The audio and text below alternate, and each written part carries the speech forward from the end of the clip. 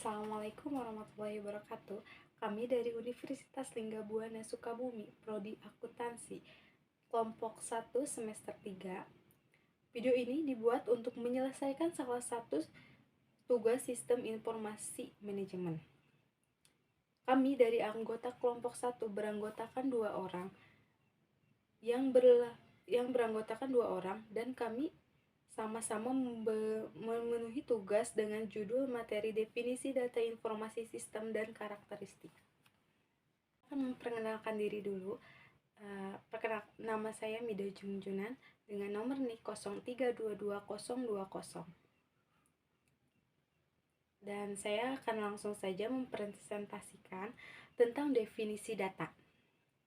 Dalam Kamus Besar Bahasa Indonesia tahun 1997, data diartikan sebagai kenyataan yang ada yang berfungsi sebagai bahan sumber untuk menyusun suatu pendapat, keterangan yang benar, dan keterangan atau bahan yang dipakai untuk menalaran dan menyelidikkan. Dalam pengertian lain, data adalah semua keterangan seseorang yang dijadikan responden atau yang berasal dari dokumen-dokumen, baik dalam bentuk statistik maupun dalam bentuk lainnya. Untuk keperluan penelitian, data adalah bahan mentah yang diproses untuk penyajian informasi.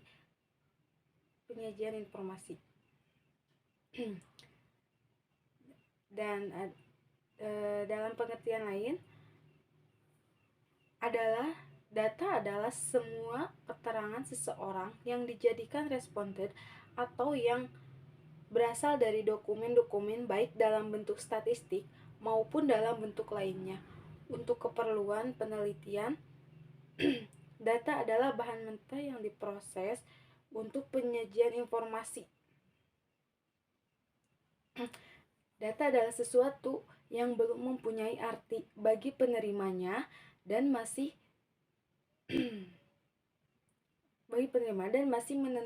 memerlukan adanya pengolahan.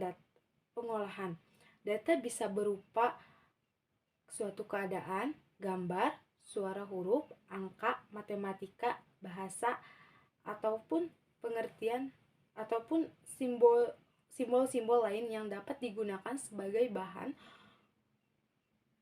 untuk diskusi, pengambilan keputusan, perhitungan atau pengukuran. Saat ini data tidak hanya dalam bentuk kumpulan huruf-huruf dalam bentuk kata atau kalimat, tetapi juga dapat dalam bentuk suara, gambar dalam bergerak, baik dalam bentuk 2 maupun 3 dimensi. Adapun klasifikasi data, berdasarkan sifat data kuantitatif yaitu data dalam bentuk angka atau bilangan. Dan berdasarkan sumber data internal yaitu data yang berasal dari dalam organisasi, atau data asli, data yang diperoleh dari observasi yang dilakukan langsung oleh peneliti atau bukan dari hasil pengamatan atau karya orang lain. Data internal sering disebut sebagai data primer atau primary data.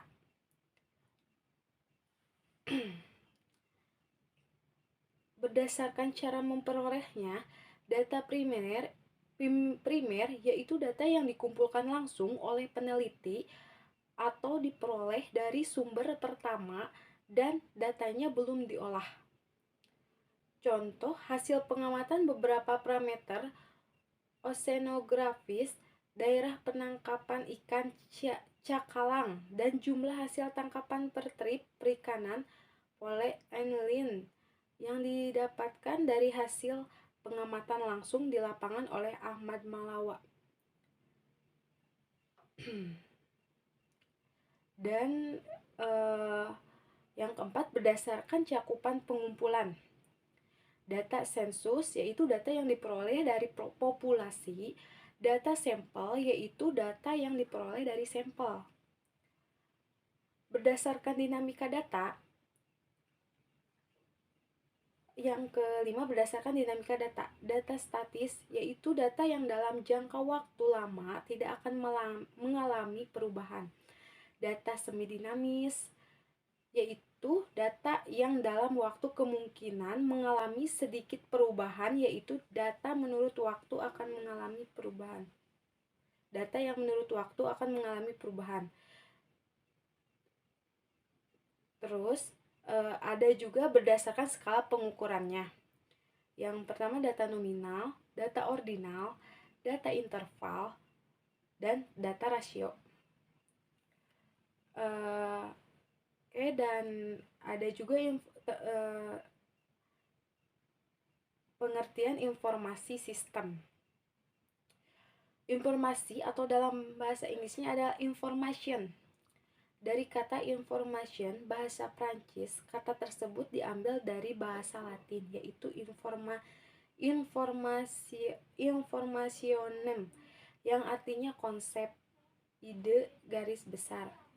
Informasi adalah suatu data yang sudah diolah atau diproses hingga menjadi suatu bentuk yang memiliki arti bagi penerima informasi yang memiliki nilai bermanfaat.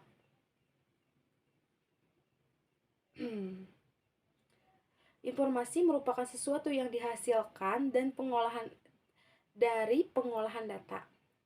Data yang sudah ada dikemas dan diolah sedemikian rupa sehingga menjadi sebuah informasi yang berguna. Dan ada juga berikut ini yang dimukakan oleh para ahli. Yang pertama, menurut Anton M. Meliono tahun 1994, mendefinisikan informasi adalah data yang sudah diproses untuk tujuan tertentu. Tujuan tersebut adalah untuk menghasilkan sebuah keputusan. Terus ada menurut Gordon B. Davis tahun 1998, menyatakan bahwa informasi adalah data yang telah diproses menjadi sesuatu bentuk yang berarti bagi penerimanya dan bermanfaat bagi pengambilan keputusan saat ini atau mendatang. Terus menurut Lani Siddhartha tahun 2001 menyatakan bahwa informasi adalah data yang disampaikan dalam bentuk yang bisa berguna untuk membuat keputusan. Dan ada menurut Lani Siddhartha tahun 2001 menyatakan bahwa informasi sudah ada data yang disajikan bentuk yang bisa berguna untuk membuat keputusan. Dan terakhir menurut Jogianto HM tahun 2002 bahwa informasi adalah sebagai hasil dari pengolahan data dalam suatu bentuk yang lebih berguna dan lebih berarti bagi penerima yang menggambarkan suatu kejadian-kejadian nyata yang digunakan untuk pengambilan keputusan. Adapun keenam komponen informasi tersebut adalah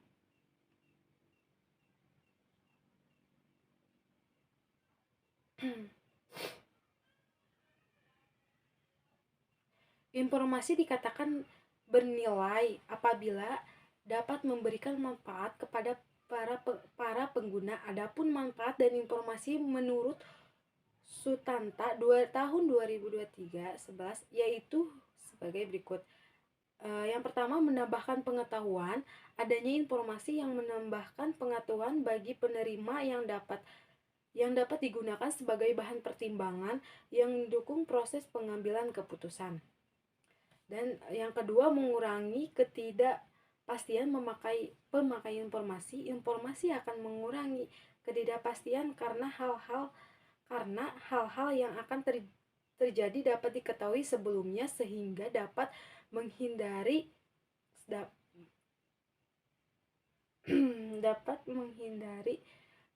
keraguan pada saat pengambilan keputusan. Dan yang ketiga, mengurangi resiko kegagalan. Adanya informasi akan resiko kegagalan dapat diantisipasi dengan baik, sehingga kegagalan dapat dikurangi dengan pengambilan keputusan yang tepat. Yang keempat, mengurangi keanekaragaman yang tidak diperlukan akan menghasilkan keputusan yang tidak terarah. Yang kelima, memberikan standar aturan, ukur, dan keputusan untuk menentukan pencapaian sasaran serta tujuan. Dengan demikian, informasi akan memberikan standar, aturan, ukuran, dan keputusan yang lebih terarah untuk mencapai sasaran serta tujuan yang telah ditetapkan secara lebih baik berdasarkan informasi yang diperoleh. Adapun karakteristik sistem, yang pertama adalah tujuan sistem. Tujuan sistem merupakan target atau sasaran akhir yang ingin dicapai oleh suatu sistem. Menurut Azhar Susanto tahun 2002, tujuan sistem merupakan target atau sasaran akhir yang ingin dicapai oleh suatu sistem. Agar supaya target tersebut bisa tercapai, maka target atau sasaran tersebut harus diketahui terlebih dahulu. Ciri-ciri atau kriterianya dalam upaya mencapai suatu sasaran tanpa mengetahui kriteria dari sasaran tersebut, kemungkinan besar sasaran tersebut tidak akan pernah tercapai. Kriteria dapat juga menggunakan sebagai tolak ukur dalam menilai keberhasilan suatu sistem dan dasar bagi dilakukan suatu pengadalan. Yang kedua adalah batas sistem. Menurut Azhar Susanto tahun 2002, batas sistem merupakan garis abstraksi yang memisahkan antara sistem dan lingkungannya. Batas suatu sistem menunjukkan ruang lingkup sistem tersebut. Batas yang mampu dibayangkan oleh seseorang akan sangat berbeda dengan batas sistem yang sebenarnya dalam dunia nyata. Karena itu, batas sistem ini akan memberikan konsekuensi yang kurang baik seandainya dipaksakan untuk sama bagi setiap orang, sebab selain akan menghambat evolusi dari sistem tersebut.